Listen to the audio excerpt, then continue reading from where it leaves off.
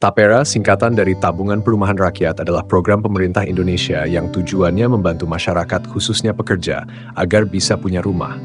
Ide dasarnya, setiap pekerja menabung sebagian kecil dari gajinya tiap bulan, lalu dana ini dikelola oleh pemerintah untuk membantu mereka membeli rumah. Namun, banyak masyarakat Indonesia merasa Tapera ini malah jadi beban.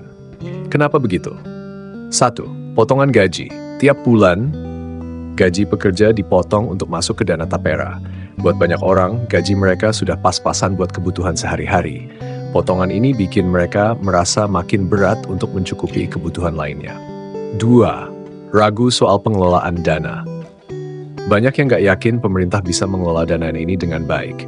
Ada kekhawatiran uang yang sudah mereka setorkan malah disalahgunakan atau tidak dikelola dengan transparan. 3. Manfaat yang nggak jelas. Nggak semua yang ikut Tapera bisa langsung punya rumah. Proses dan syaratnya kadang terlalu ribet dan nggak jelas, bikin orang jadi ragu apakah mereka benar-benar bisa dapat rumah dari program ini. 4. Beban buat perusahaan. Tapera juga mengharuskan perusahaan untuk ikut nyumbang ke dana ini.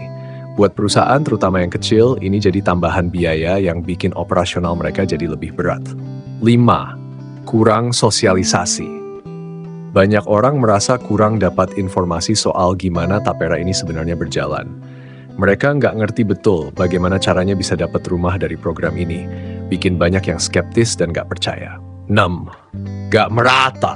Program ini lebih banyak nyasar ke pekerja formal, sedangkan banyak orang Indonesia yang kerja di sektor informal, misalnya pedagang kecil, tukang ojek, atau buruh lepas, merasa nggak kebagian manfaat dari Tapera.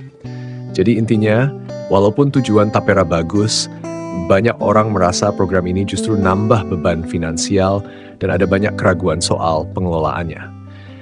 Buat program ini bisa diterima dengan baik, pemerintah perlu lebih jelas dalam menjelaskan manfaatnya, transparan dalam pengelolaan dana, dan memastikan semua orang bisa merasakan keuntungannya.